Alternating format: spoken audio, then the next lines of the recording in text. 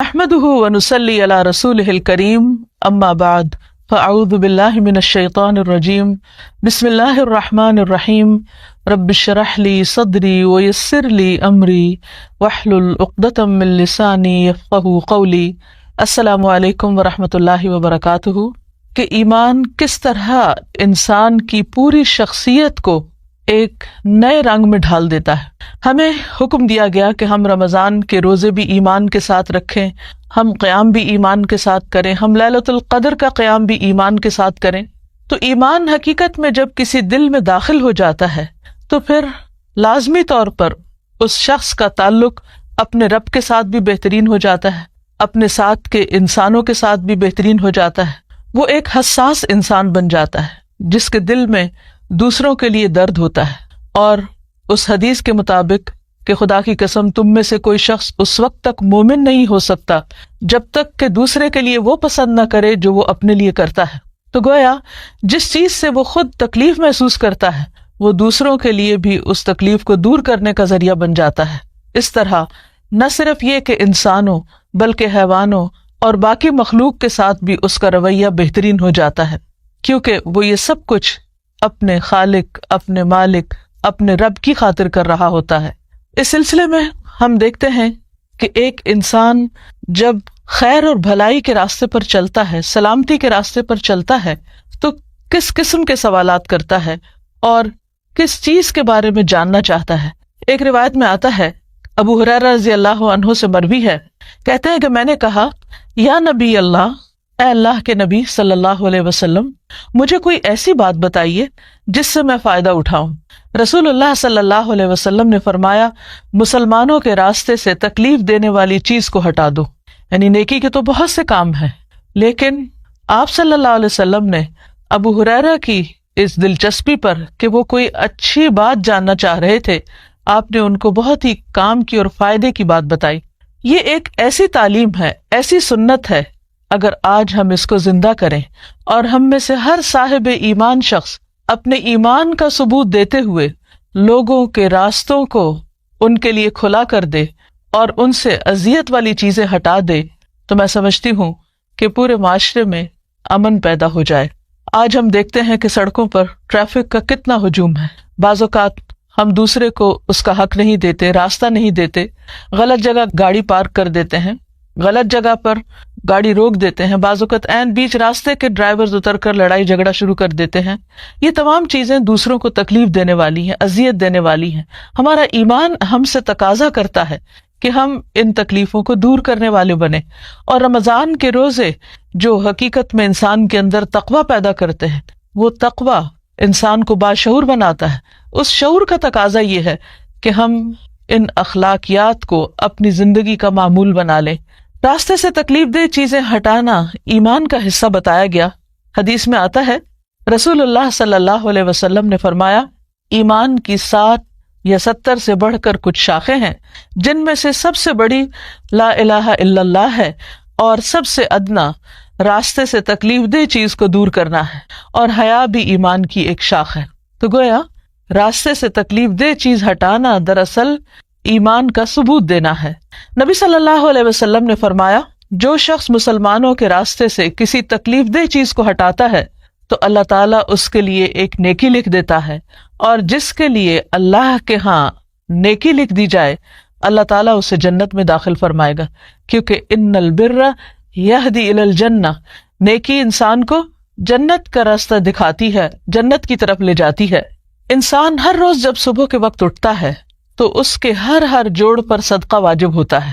حدیث میں آتا ہے کہ 2 آدمیوں کے درمیان عدل کرنا صدقہ ہے، یعنی انسان دراصل اپنا صدقہ دے رہا ہوتا ہے۔ ہمارے ہاں صدقے کا ایک بہت ہی محدود سا مفہوم ہے، اور وہ یہ کہ کسی بکرے کو ذبح کر دیا جائے یا کسی مسکین کو کچھ کھانے کو دے دیا جائے، وہ بھی صدقہ ہے۔ لیکن اس کے علاوہ بھی بہت سے کاموں کو صدقہ شمار کیا گیا۔ فرمایا 2 آدمیوں کے درمیان عدل کرنا، انصاف کرنا، یعنی باہم اگر وہ جھگڑ رہے ہیں تو انصاف کی بات کرنا، یہ بھی صدقہ ہے۔ آدمی کو اس کی سواری پر سوار کرنا، یعنی اس سواری میں مدد دینا، یا اس کا سامان اٹھانا، یا اس کے سامان کو سواری سے اتارنا، یہ بھی صدقہ ہے۔ اور پاکیزہ بات کرنا، اچھی بات کرنا بھی صدقہ ہے، نماز کی طرف چل کر جانے میں ہر قدم صدقہ ہے، اور راستے سے تکلیف دہ چیز کو ہٹا دینا یہ بھی صدقہ ہے۔ اگر انسان کا شعور جاگتا ہو، بصیرت کی آنکھیں کھلی ہوں، تو ہو نہیں سکتا کہ انسان کو راستے میں پڑی ہوئی یا راستے میں بکھری ہوئی یا تکلیف دینے والی چیزیں پھر نظر نہ آئیں اور وہ یہ صدقہ کیے بغیر گزر جائے۔ پھر اسی طرح نبی صلی اللہ علیہ وسلم نے فرمایا کہ میری امت کے اچھے اور برے اعمال مجھ پر پیش کیے گئے کہ امت کیا کچھ کرتی ہے، تو میں نے ان کے اچھے اعمال میں سے اچھا عمل راستے میں سے تکلیف دہ چیز کا دور کر دینا پایا، کہ ان کے اچھے اچھے کاموں میں سے ایک کام کیا ہے کہ وہ راستے سے تکلیف دہ چیز ہٹا رہے ہیں۔ یہ نہیں کہ سڑک کسی کام کے لیے کھودی تو واپس درست ہی نہ کی، یا کہیں پائپ بچھائے تو وہ اس طریقے پر کہ آنے جانے والوں کے راستے میں رکاوٹ کھڑی کریں، یا پھر یہ کہ گٹر کا ڈھکن اٹھا کے ادھر ادھر کر دیں اور لوگوں کے لیے ہلاکت کا دروازہ کھول دیں۔ یہ کسی مومن کی شان نہیں ہو سکتی، یہ نبی صلی اللہ علیہ وسلم کی امتی کا کردار نہیں ہو سکتا۔ اس لیے آپ صلی اللہ علیہ وسلم کو جو اعمال دکھائے گئے ان میں سے ایک نیکی یہ بھی دکھائی گئی کہ آپ کی امت راستے سے تکلیف دہ چیزیں ہٹانے والی ہے، اور میں نے ان کے برے اعمال میں سے مسجد میں تھوکنا اور اس کا دفن نہ کرنا پایا، یعنی لوگوں کے سامنے ہی تھوک دینا یا راستے میں۔ اب آپ دیکھیے بعض راستوں پر پان کی پیک پھینکی ہوئی ہوتی ہے، اچھی بھلی بلڈنگ، صاف ستھرے راستے، صرف تھوک کے نشانات کی وجہ سے ایسا کریہ منظر پیش کرتے ہیں کہ انسان کی طبیعت متلا جاتی ہے۔ اس لیے بہت ضروری ہے کہ ان تمام چیزوں سے پرہیز کیا جائے۔ پھر اسی طرح راستے سے تکلیف دہ چیز کا ہٹانا جنت میں داخلے کا ذریعہ بھی ہے۔ رسول اللہ صلی اللہ علیہ وسلم نے فرمایا، ایک آدمی ایسے راستے سے گزرا کہ ایک خاردار شاخ اس پر تھی، یعنی کانٹوں والی شاخ تھی۔ اس پر وہ کہنے لگا، اللہ کی قسم میں اس شاخ کو مسلمانوں کے راستے سے ہٹا دوں گا تاکہ یہ ان کو تکلیف نہ دے۔ پھر وہ آدمی جنت میں داخل کر دیا گیا، صرف اس سوچ کی وجہ سے کہ اس نے دوسروں کی تکلیف دور کرنے کی ٹھان لی۔ ایک اور روایت میں آتا ہے، حضرت انس سے مروی ہے کہ ایک درخت سے راستے میں گزرنے والوں کو اذیت ہوتی تھی، ایک آدمی نے اسے آ کر ہٹا دیا۔ نبی صلی اللہ علیہ وسلم نے فرمایا، میں نے جنت میں اسے درختوں کے سائے میں پھرتے ہوئے دیکھا ہے، یعنی وہ شخص جنت میں اس عمل کی وجہ سے پہنچ گیا کہ اس نے دوسروں کا دکھ درد محسوس کیا اور تکلیف دہ چیز کو راستے سے ہٹا دیا۔ پھر اسی طرح نبی صلی اللہ علیہ وسلم کی ایک وصیت بھی ہے۔ ابو برزہ فرماتے ہیں، میں نے رسول اللہ صلی اللہ علیہ وسلم کی خدمت میں عرض کیا، اے اللہ کے رسول، میں نہیں جانتا، شاید کہ آپ اس دنیا سے چلے جائیں اور میں آپ کے بعد زندہ رہوں، تو آپ مجھے کوئی ایسا زاد راہ عطا فرمائیں جس کے ذریعے مجھے نفع حاصل ہو۔ آپ نے فرمایا، یہ اور یہ کرو، یعنی کچھ کام بتائے، اور راستے سے تکلیف دینے والی چیز کو ہٹا دیا کرو۔ اب آپ دیکھیے کہ نبی صلی اللہ علیہ وسلم دنیا سے جاتے ہوئے اپنی امت کو کن کاموں کی تلقین کر رہے ہیں۔ اگر ہم صرف اس ایک سنت پر عمل کرتے ہوئے لوگوں کے لیے راستے کھلے کر دیں تو آپ دیکھیے کہ ہمارا آس پاس کس قدر خوبصورت ہو جائے۔ مومن ایک بہت ہی حساس انسان ہوتا ہے، جو وہ اپنے لیے چاہتا ہے وہی دوسروں کے لیے چاہتا ہے۔ وہ کسی کے لیے مسائل کھڑے نہیں کرتا، کسی کے لیے رکاوٹیں پیدا نہیں کرتا، وہ ایک نو پرابلم انسان ہوتا ہے۔ وہ راستے میں دوسروں کے لیے بھی آسانیاں پیدا کرتا ہے، اور ان سارے اعمال کو مومن کے لیے صدقہ بتایا گیا اور ان پر انکریج کیا گیا۔ نبی صلی اللہ علیہ وسلم کی ایک حدیث سے بھی ہمیں پتہ چلتا ہے، ابو ذر رضی اللہ عنہ سے مروی ہے کہ نبی صلی اللہ علیہ وسلم نے فرمایا، تم میں سے ہر ایک کے ہر عضو پر صبح کے وقت صدقہ لازم ہوتا ہے۔ میں نے کہا، اے اللہ کے رسول صلی اللہ علیہ وسلم، میں کیسے صدقہ کروں جبکہ میرے پاس مال نہیں ہے؟ آپ صلی اللہ علیہ وسلم نے فرمایا، سبحان اللہ، الحمد للہ، لا الہ الا اللہ، استغفر اللہ کہنا صدقہ ہے۔ امر بالمعروف بھی صدقہ ہے، نہی عن المنکر بھی صدقہ ہے، یعنی کسی کو اچھی بات کا حکم دینا، اس کو اچھے راستے پہ لگانا اور برائی سے روکنا۔ لوگوں کے راستے سے کانٹا، ہڈی اور پتھر ہٹا دو۔ یہاں نبی صلی اللہ علیہ وسلم راستے میں تکلیف دینے والی چیزوں کا نام بھی لے رہے ہیں۔ نابینا کو راستہ دکھا دو، گنگے بہرے کو بات سمجھا دو، کسی ضرورت مند کو اس جگہ کی رہنمائی کر دو جہاں سے اس کی ضرورت پوری ہونے کا تمہیں علم ہو، اپنی پنڈلیوں سے دوڑ کر کسی مظلوم اور فریاد رس کی مدد کر دو، اپنے ہاتھوں کی طاقت سے کسی کمزور کو بلند کر دو۔ یہ سب تمہاری طرف سے اپنی ذات پر صدقہ کے دروازے ہیں، یعنی ان تمام اعمال کا فائدہ خود تمہیں کو ہوگا۔ اس میں آپ دیکھیے کہ انسان کو کچھ خرچ کرنے کی ضرورت نہیں، اس کے لیے شرط نہیں کہ وہ مالدار ہو۔ یہ وہ صدقات ہیں، یہ صدقے کی وہ قسمیں ہیں جو ہر شخص صدقہ کر سکتا ہے، جس کے لیے کسی کے پاس جانے کی ضرورت نہیں، کچھ زیادہ تردد کی ضرورت نہیں، بس صرف ایک جاگتے دل اور بصیرت کی ضرورت ہے، آنکھیں کھول کر چلنے کی ضرورت ہے، دوسروں کے لیے درد دل رکھنے کی ضرورت ہے، اور جس کے اندر ایسا دل ہوگا اس کو ایسے صدقات کرنے کے بے پناہ مواقع میسر آئیں گے۔ اسی طرح ہم دیکھتے ہیں کہ بعض اوقات کچھ لوگ راستوں پر بیٹھ کر گفتگو کرتے رہتے ہیں اور آنے جانے والوں کو ان سے تکلیف پہنچتی ہے۔ ایک موقع پر نبی صلی اللہ علیہ وسلم نے صحابہ کو اس بات سے منع فرمایا کہ تم راستوں پر مت بیٹھا کرو۔ لوگوں نے عرض کیا ہمارے لیے اس کے سوا کوئی چارہ کار نہیں، یعنی ہمارے بیٹھنے کی کوئی اور جگہ نہیں، ہم وہیں بیٹھتے ہیں اور باتیں کرتے ہیں۔ تو آپ صلی اللہ علیہ وسلم نے فرمایا جب تم وہاں بیٹھنے پر مجبور ہو تو راستے کو اس کا حق دو۔ لوگوں نے عرض کیا راستے کا حق کیا ہے؟ فرمایا نگاہیں نیچی رکھنا، ایذا رسانی سے رکنا، یعنی کسی کو کسی قسم کی تکلیف نہ دینا، مثلاً کوئی آواز کس کے یا کسی کا مذاق اڑا کے یا کسی کو ڈرا کے، یعنی اپنی ذات سے کسی بھی قسم کی کوئی تکلیف دوسروں کو مت دینا۔ سلام کا جواب دینا، یعنی راہ چلتے ہوئے لوگ اگر تمہیں سلام کریں تو ان کے سلام کا جواب بھی، اچھی باتوں کا حکم دینا اور بری باتوں سے روکنا۔ پھر اسی طرح یہ ہے کہ اگر راستے میں کوئی ایسا شخص ہو کہ جو بھٹک رہا ہو، جس کو راستہ کا علم نہ ہو، بعض اوقات لوگ اپنے گھر سے نکلتے ہیں ایڈریس لینا بھول جاتے ہیں، پوچھتے پوچھاتے منزل پہ پہنچتے ہیں، ان کو راستہ سمجھانا بعض اوقات مشکل ہوتا ہے اور بہت پیشنس کا کام ہوتا ہے، تو ان لوگوں کی مدد کی جائے۔ پھر اسی طرح یہ ہے کہ راستے میں اللہ کا ذکر بھی کیا جائے۔ حدیث میں آتا ہے کہ جو لوگ کسی جگہ پر مجلس کریں، یعنی اگر راستے میں بھی بیٹھے ہوئے ہیں یا چل رہے ہیں لیکن اس میں اللہ کا ذکر نہ کریں، ان کے لیے وہ قیامت کے دن باعث حسرت ہوگی۔ اور جو آدمی کسی راستے پر چلتے ہوئے اللہ کا ذکر نہ کرے، وہ چلنا بھی قیامت کے دن اس کے لیے باعث حسرت ہوگا۔ اور جو آدمی اپنے بستر پر آئے لیکن اللہ کا ذکر نہ کرے، وہ بھی اس کے لیے باعث حسرت ہوگا۔ لہذا انسان اٹھتے بیٹھتے سوتے جاگتے چلتے پھرتے کام کاج کرتے ساتھ ساتھ بسہولت بآسانی اللہ کو یاد کر سکتا ہے، اور اس کے لیے تسبیحات بھی بتا دی گئی، سبحان اللہ پڑھنا، الحمدللہ کہنا، اللہ اکبر، لا الہ الا اللہ۔ تو اس سے انسان اپنے اندر ایک ہلکا پن بھی محسوس کرتا ہے، اس کے غموں اور دکھوں کے بوجھ بھی ہلکے ہوتے ہیں، دل کو اطمینان ملتا ہے، اور اس کے ساتھ ساتھ جن جگہوں سے انسان گزرتا ہے وہ جگہ اس کے لیے گواہ بن جاتی ہیں کہ وہاں اس نے اللہ کا ذکر کیا۔ بعض اوقات یہ بھی دیکھنے میں آیا ہے کہ لوگ اللہ کا ذکر تو کرتے ہیں، بعض اوقات تسبیح بھی پڑھ رہے ہوتے ہیں، لیکن اس کے ساتھ ساتھ راستے میں گندگی پھیلانے سے باز نہیں آتے۔ یہ چیز بھی دوسروں کو اذیت دینے کا سبب بنتی۔ مثلاً اگر کچھ کھا رہے ہیں، مثلاً کیلا کھا رہے ہیں تو اس کا چھلکا پھینک دینا، کوئی ٹافی یا بسکٹ وغیرہ کھائیں تو ان کے ریپر پھینک دینا، سگریٹ پینے کے بعد اس کے ٹکڑے پھینک دینا، اور بعض اوقات ان ٹکڑوں کے اندر آگ بھی سلگ رہی ہوتی ہے۔ اسی طرح بعض لوگ راستوں پر رفع حاجت بھی کر دیتے ہیں۔ نبی صلی اللہ علیہ وسلم نے ان چیزوں سے سختی سے روکا ہے کہ کوئی بھی کام ایسا کیا جائے جس سے راہ گزر کو تکلیف ہو۔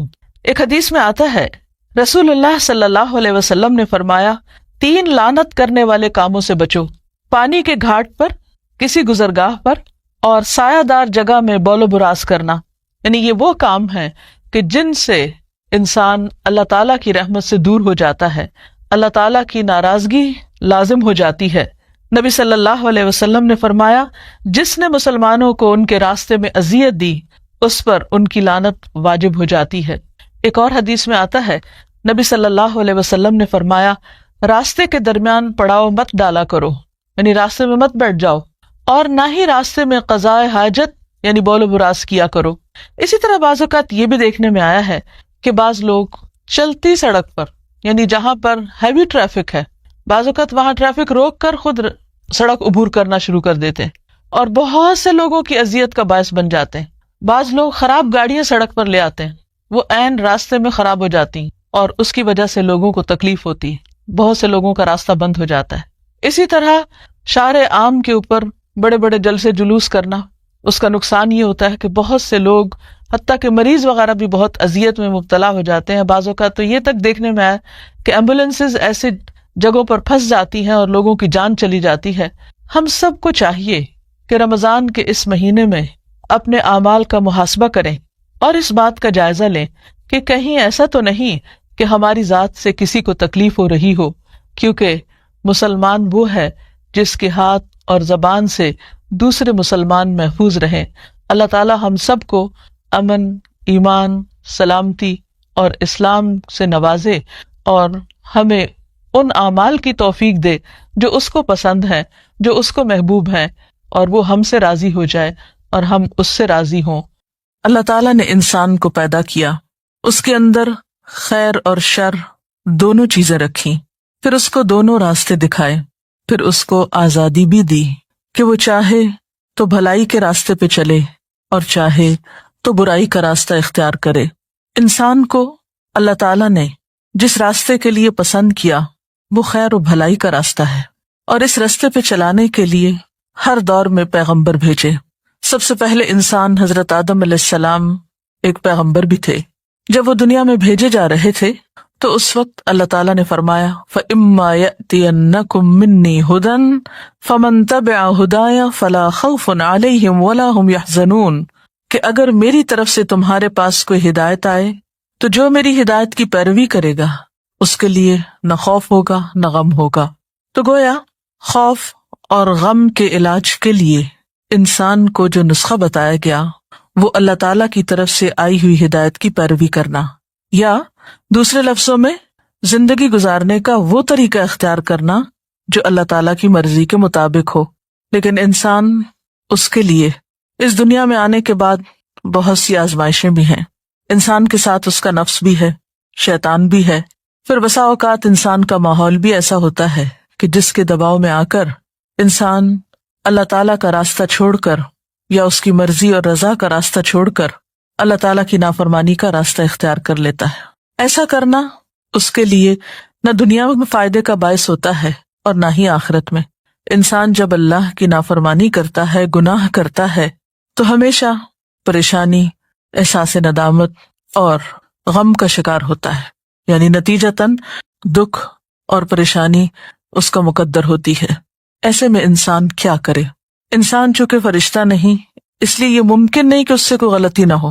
غلطی تو ہوگی کیونکہ انسان ہے، بھول چوک بھی ہے، خواہشات نفس بھی ہیں، تو یہ ہو نہیں سکتا کہ اس سے غلطی نہ ہو. اور انسان شیطان بھی نہیں کہ اس سے کوئی اچھائی نہ ہو اور صرف برائی کرے. نہیں، انسان ان دونوں کے بیچ کی چیز ہے. اب سوال یہ پیدا ہوتا ہے کہ اگر انسان سے انسان ہونے کے ناطے غلطی ہو جائے، خطا ہو جائے، بھول چوک ہو جائے، وہ اللہ کی نافرمانی کا کام کر بیٹھے، تو پھر اس کے بعد کیا کرے؟ دو طریقے ہو سکتے ہیں. ایک تو یہ کہ وہ مایوس ہو جائے، گناہ پر اصرار کرتا چلا جائے اور بالآخر ہلاکت کا شکار ہو. اور دوسرا راستہ اور دوسرا طریقہ پلٹنے کا راستہ ہے، توبہ کا راستہ ہے، بھولنے کے بعد واپس لوٹنے کا راستہ ہے، اور یہی راستہ اس کے لیے پسندیدہ راستہ ہے. قرآن پاک میں اللہ سبحانہ وتعالیٰ فرماتا ہے وَالَّذِينَ إِذَا فَعَلُوا فَاحِشَةً أَوْ ظَلَمُوا أَنفُسَهُمْ ذَكَرُوا اللَّهَ فَاسْتَغْفَرُوا لِذُنُوبِهِمْ وَمَن يَغْفِرُ الذُّنُوبَ إِلَّا اللَّهُ وَلَمْ يُصِرُّوا عَلَى مَا فَعَلُوا وَهُمْ يَعْلَمُونَ. اور اگر کبھی ان سے کوئی فحش کام سرزد ہو جاتا ہے یا وہ اپنے اوپر زیادتی کر بیٹھتے ہیں تو انہیں خدا یاد آ جاتا ہے اور وہ اس سے اپنے گناہوں کی معافی مانگ لیتے ہیں. اور خدا کے سوا اور کون ہے جو گناہوں کو معاف کر سکتا ہو؟ اور وہ جانتے بوجھتے اپنے کیے پہ ہرگز اصرار نہیں کرتے. یعنی گناہ کرنے کے بعد ان کے اندر جب احساس ندامت اٹھتا ہے وہ اللہ تعالیٰ کی طرف متوجہ ہو کے معافی مانگنے لگتے ہیں اور گناہ چھوڑ دیتے ہیں، اس پر اصرار نہیں کرتے. ایسے ہی لوگ اللہ تعالیٰ کے پسندیدہ لوگ ہوتے ہیں. ایک اور مقام پر آتا ہے ان الذین اتقوا اذا مسهم طائف من الشیطان تذکروا فاذا هم مبصرون، کہ فی الواقع جو لوگ اللہ سے ڈرنے والے ہیں، متقی ہیں، ان کا حال یہ ہوتا ہے کہ کبھی شیطان کے اثر سے کوئی برا خیال انہیں چھو بھی جائے، یعنی برا خیال بھی آئے، گناہ کا ارادہ بھی ہو، تو فوراً چوکنے ہو جاتے ہیں. یعنی تقویٰ کی برکت سے وہ ہوشیار ہو جاتے ہیں اور پھر انہیں صاف نظر آنے لگتا ہے کہ درست راستہ کیا ہے. نبی صلی اللہ علیہ وسلم نے فرمایا سارے کے سارے انسان خطا کار ہیں اور بہترین خطا کار وہ ہیں جو بہت زیادہ توبہ کرنے والے ہیں۔ تو توبہ کرنا بندے کے حق میں ایک پسندیدہ عمل ہے۔ قرآن پاک میں اللہ تعالیٰ اپنے پیارے بندوں کی ایک خاص خوبی کا ذکر کرتے ہیں کہ وَبِالْأَسْحَارِ هُمْ يَسْتَغْفِرُونَ، کہ سحری کے وقت وہ استغفار کرتے ہیں، معافی مانگتے ہیں۔ پیغمبروں کے ذریعے بھی بارہا انسانوں کو یہی سبق سکھایا گیا کہ وَاسْتَغْفِرُوا رَبَّكُمْ ثُمَّ تُوبُوا إِلَيْهِ، اپنے رب سے بخشش طلب کرو پھر اس کی طرف لوٹ جاؤ، واپسی کا راستہ اختیار کرو۔ ان ربی رحیم ودود، بے شک میرا رب بہت رحم فرمانے والا، بہت محبت کرنے والا ہے۔ یعنی ایسا نہیں کہ اگر کسی انسان سے کوئی غلطی ہو جائے تو پھر وہ معاف نہیں کرتا اور ہمیشہ کے لیے وہ اس کی نظروں سے گر جاتا ہے، نہیں، 100 بار بھی اگر کوئی غلطی کرتا ہے اور پھر اس کو احساس ندامت ہوتا ہے، شرمندگی ہوتی ہے اور وہ پلٹتا ہے تو اللہ تعالیٰ اس کو معاف کرتا رہتا ہے۔ ایک حدیث میں آتا ہے ان اللہ یقبل توبۃ العبد ما لم یغرغر، اللہ بندے کی توبہ اس وقت تک قبول کرتا ہے جب تک کہ وہ آخری دموں پہ نہ ہو یا اس کی سانس نہ اکھڑ جائے، یعنی مرتے دم تک توبہ قبول ہوتی رہتی ہے۔ ہاں یہ الگ بات ہے کہ ایک انسان جب فوت ہو جاتا ہے اور وہ شرک کی حالت میں ہوتا ہے یا کفر کی حالت میں ہوتا ہے یا کسی کبیرہ گناہ کے ارتکاب کی حالت میں ہوتا ہے اور توبہ کیے بغیر مر جاتا ہے، تو مرنے کے بعد جب سزا سامنے آ جاتی ہے، اللہ تعالیٰ کی ناراضگی اور غصہ سامنے آ جاتا ہے، تو پھر توبہ کا موقع نہیں رہتا۔ اس لیے ہمیں کبھی بھی اللہ تعالیٰ کی رحمت سے نا امید نہیں ہونا چاہیے، گناہ کتنا بھی بڑا ہو جائے، غلطی کتنی بھی بڑی ہو، لیکن کبھی مایوسی پاس نہ پٹکنے پائے۔ قرآن پاک میں اللہ تعالیٰ فرماتے ہیں یا عبادی الذین اسرفوا علی انفسہم لا تقنطوا من رحمت اللہ ان اللہ یغفر الذنوب جمیعا انہ هو الغفور الرحیم، اے میرے وہ بندو جو اپنی جانوں پر زیادتی کر بیٹھے ہو، اللہ کی رحمت سے ہرگز مایوس نہ ہونا، یقیناً وہ تمہارے سارے کے سارے گناہ معاف فرما دے گا، وہ بہت ہی معاف فرمانے والا اور بڑا ہی مہربان ہے۔ اور تم اپنے رب کی طرف رجوع کرو اور اس کی فرما برداری بجا لاؤ، وَأَنِيبُوا إِلَىٰ رَبِّكُمْ وَأَسْلِمُوا لَهُ مِن قَبْلِ أَن يَأْتِيَكُمُ الْعَذَابُ ثُمَّ لَا تُنصَرُونَ، اس سے پہلے کہ تم پر وہ عذاب آ جائے کہ پھر تم کہیں سے بھی مدد نہ پا سکو، یعنی آخرت میں جب سزا سامنے آ جائے گی تو کوئی بھی شخص کتنی بھی توبہ کرے، کتنا بھی روئے دھوئے، پھر معافی نہیں ہو سکتی۔ ہاں جب تک وہ زندہ ہے کتنا بھی بڑا قصور ہے اس کی معافی ہو سکتی ہے۔ اس کا یہ مطلب نہیں کہ انسان جان بوجھ کر غلطی کرنا شروع کر دے کہ معافی تو ہو ہی جائے گی اس لیے جو چاہے میں کروں، کیا معلوم کہ پھر اس کے بعد، اس غلطی کے بعد توبہ کا موقع ملتا ہے یا نہیں۔ تو جان بوجھ کر غلطی نہیں کرنی چاہیے۔ اس سلسلے میں ہم دیکھتے ہیں حضرت یوسف علیہ السلام کے ساتھ جو کچھ ہوا، ان کے بھائیوں نے انہیں اندھے کنویں میں دھکیلا اور ان پر چوری کا الزام لگایا اور بہت زیادہ زیادتی کی، لیکن اتنے بڑے قصور کے بعد جب ان کو احساس ہوتا ہے کہ ہم غلط تھے تو وہ فوراً اپنے رب کے حضور معافی مانگتے ہیں اور اپنے والد سے بھی درخواست کرتے ہیں کہ آپ بھی اللہ تعالیٰ سے ہمارے لیے معافی کی درخواست کیجیے۔ یا ابانا استغفر لنا ذنوبنا انا کننا خاطئین، اے ابا جان ہمارے گناہوں کی بخشش کے لیے دعا کیجیے، واقعی ہم بڑے خطا کار تھے۔ اب یہ کوئی چھوٹا جرم نہیں تھا کہ ایک معصوم بچے کو بغیر کسی جرم کے کنویں میں پھینکا گیا اور اس پر چوری کا الزام بعد میں لگایا گیا، لیکن جب احساس ہوا تو پھر توبہ کر لی۔ تو ان کے والد نے بھی ان کے لیے پھر کیا کہا تھا، قال سوف استغفر لکم ربی، کہ میں جلد ہی تمہارے لیے استغفار کروں گا، انہ هو الغفور الرحیم، بے شک وہ بخشش فرمانے والا مہربان ہے، یعنی وہ ضرور معاف کر دے گا۔ اور پھر ایک گناہ ہو یا زیادہ ہو، چھوٹا گناہ ہو یا بڑا گناہ ہو، توبہ کرنے میں دیر نہیں لگانی چاہیے، اور کبھی مایوس ہو کر کہ میرے تو گناہ معاف ہو نہیں سکتے۔ ڈاکٹر فرحت ہاشمی صاحبہ کے مستند بیانات سننے کے لیے ہمارے چینل قرآنک پلس کو سبسکرائب کریں۔ یہاں قرآن و حدیث کی روشنی میں حقیقی رہنمائی اور روحانی ترقی کے خزانے ملیں گے۔ ابھی جڑیں اور دین کو گہرائی سے